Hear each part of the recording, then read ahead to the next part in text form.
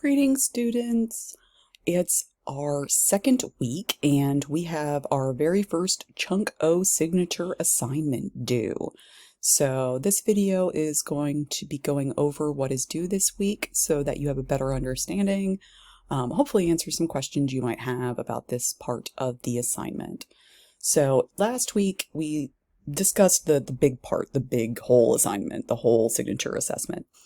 And we discussed how we were going to be breaking that down into chunks throughout the term and how the first chunk was going to be our research question and hypothesis.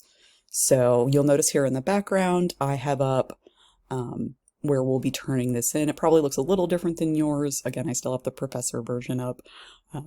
You're getting that neat preview of the professor version over here.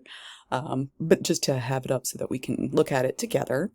So I have a couple of examples here from the various objects that we can study. So you are supposed to develop a research question from an approved list of topics. And as we discussed last week, your approved list is anything that's in your textbook.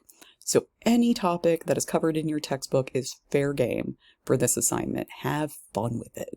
If you're into video games, do video games. I don't care. That's fine. Video games are a completely valid thing to study. You can do that. If you're into anime or cosplay or sports or crafting or anything that you're into, I assure you there's a sociological study that we can do on it. So I have a couple of examples here just to kind of get your brain going, just to kind of think about it. And you'll encounter more as we read through the textbook and our various media and everything.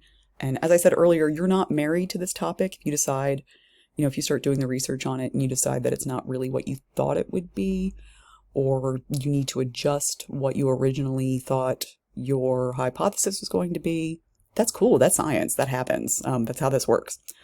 So for this section, let's look at some examples here that we have. So my first example of a research question is, does the elementary school a student attend affect whether or not they go to college?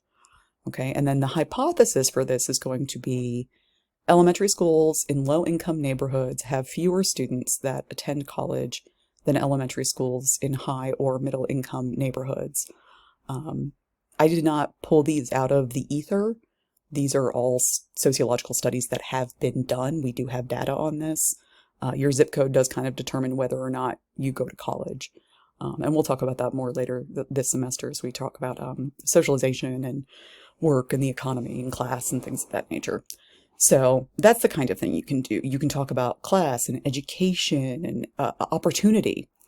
We have another one here that I used as an example last week. Does your first name impact your ability to get a job? And you would think, no, it's a first name. Who cares? But a good hypothesis would be that first names which indicate a non-white race or ethnicity negatively impacts your job prospects. Now, the fascinating thing about this, actually, when these studies were completed, is it didn't matter what the race of the person hiring was.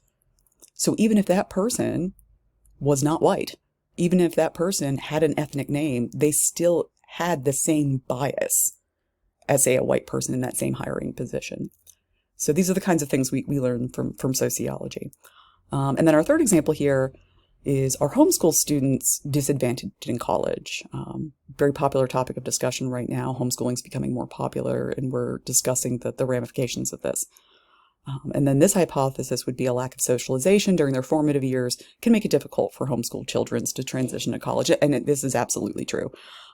We see this not only in anecdotal evidence, but also in the data in the literature. Obviously, there's always going to be individuals who do not meet these thresholds, who do not fit into these patterns. We're looking at the meta, the big, right? The macro, as we're learning this week. So these are just some examples of some things you can do. If you have a couple of ideas and you're not quite sure which, send them all. I can probably help you narrow down.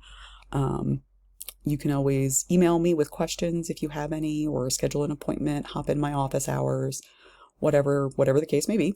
So for this assignment, I'm going to need you, just like I have here on our Blackboard page, just send me what your research question is going to be and what you think your hypothesis is. This isn't a lot at this point, guys. We're not putting a lot into it. We're just getting started. We're just thinking about the scope of our project, the shape of our project. So that's the part that's due this week. It's due on Sunday, as always.